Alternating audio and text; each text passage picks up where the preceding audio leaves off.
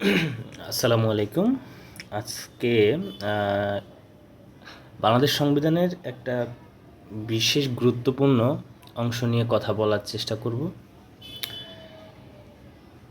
এই অংশটি হচ্ছে অনেকটা আমাদের বাংলাদেশ সংবিধানের সাথে বেশ কিছুটা সাংঘর্ষিক বলা যায়।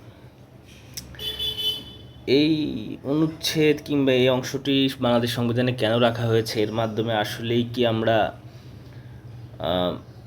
সংবিধানের সম্পূর্ণভাবে পরিপূর্ণ প্রতিপালন করতে পারি কি না, সেটাও একটা প্রশ্নের সম্মুখীন করে ফেলে। সেটা হচ্ছে আমি আজকে কথা বলছি ফ্লোর ক্রসিং নিয়ে। ফ্লোর ক্রসিং বাংলাদেশ সংবিধানের একটা খুবই, আমি বলবো যে এটাকে কোনোভাবে আসলে ডিফাইন করা উচিত হবে না। এই ৭০ নম্বর অনুচ্ছেদটি এই ৭০ নম্বর অনুচ্ছেদটি হচ্ছে পরিবর্তন করা প্রয়োজন। আচ্ছা, এখানে কিছু কথা বলে নিই। বাংলাদেশ সংবিধানে কিভাবে একজন এমপির পদ শূন্য বা সংসদ সদস্যের পদ শূন্য ঘোষণা করা হবে, তার কিছু নীতিমালা আছে। এই নীতিমালাগুলো নিয়ে আলোচনা করব। প্রথম, অনুচ্ছেদ ৬৭-তে, বাংলাদেশ সংবিধান অনুচ্ছেদ ৬৭-তে একজন সংসদ সদস্যর আসন শূন্য হওয়া সম্পর্কিত কিছু বিধান বলে দেওয়া হয়েছে।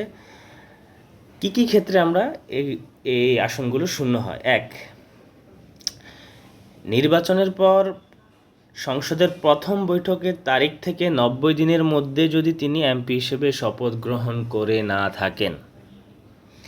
২, সংসদের অনুমতি ছাড়া যদি কোনো এমপি একাধারে ৯০টি বৈঠকে অনুপস্থিত থাকেন।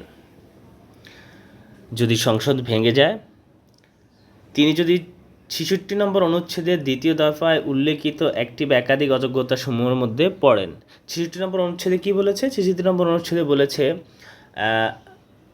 ওনাকে প্রথম শর্ত হচ্ছে বাংলাদেশের নাগরিক হতে হবে, তার বয়স ২৫ বছর পূর্ণ হতে হবে, আদালত যদি তাকে অপ্রকৃতস্থ ঘোষণা করে, যদি তিনি দেউলিয়া ঘোষিত হন, তিনি কোনো বৈদেশিক রাষ্ট্রের নাগরিকত্ব অর্জন করেন, কিংবা কোনো বিদেশি রাষ্ট্রের প্রতি আনুগত্য ঘোষণা বা স্বীকার করেন।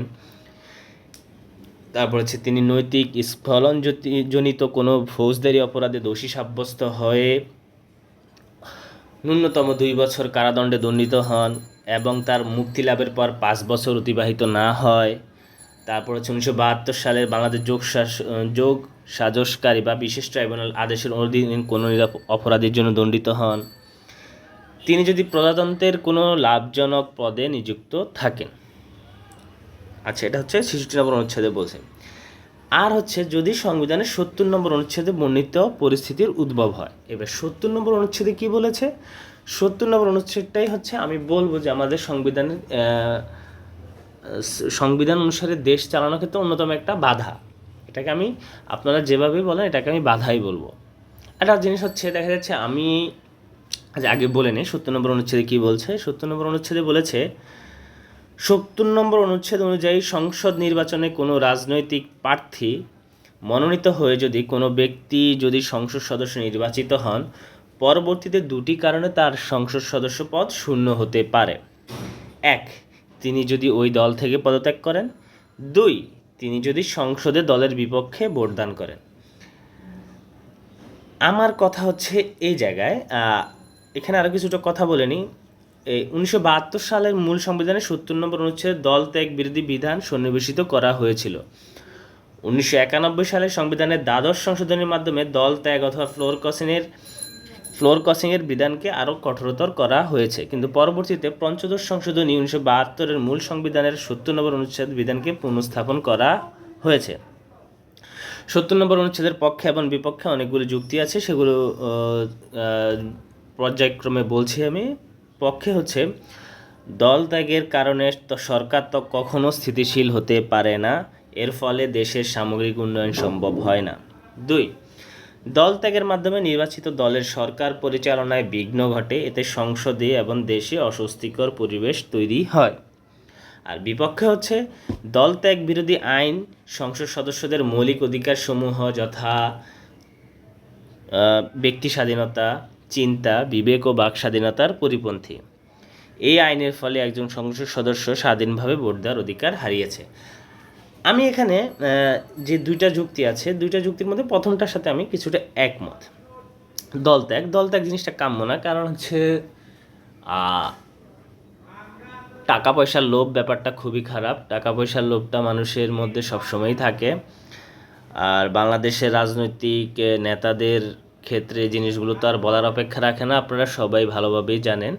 তো জিনিসটা হচ্ছে বাংলাদেশে এই ক্ষেত্রে অবশ্যই বলা যায় যে এটা ঘটার সম্ভাবনা অনেক বেশি, যে দল অফার করলেও কোনো টাকা সে ওই দল থেকে পদত্যাগ করে চলে গেল। আমি ওটার সাথে একমত যে হ্যাঁ, সে দল পরিত্যাগ করতে পারবে না যদি সংসদ সদস্য অবস্থায় থাকে। আমি এটার সাথে কিছুটা একমত। তবে আমি দ্বিতীয়টার সাথে একমত না, তিনি যদি সংসদে দলের বিপক্ষে ভোটদান করেন, এই ব্যাপারটার সাথে আমি একমত নই।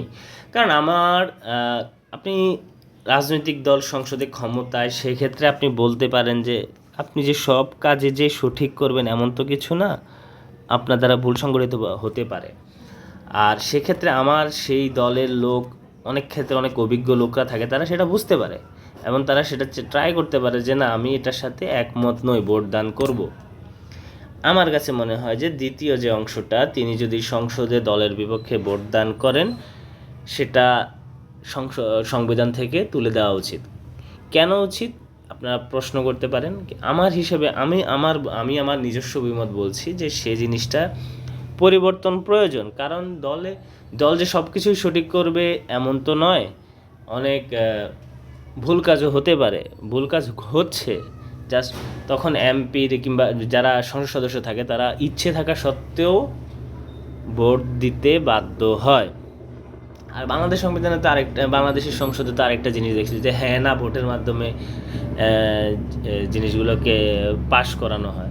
আমার হিসেবে এটা বন্ধ করা উচিত। আপনার যেহেতু এখন ডিজিটালাইজড হচ্ছে, সংসদের মধ্যে জিনিসগুলো হচ্ছে সংসদের মধ্যে ডিজিটালাইজ করতে পারে।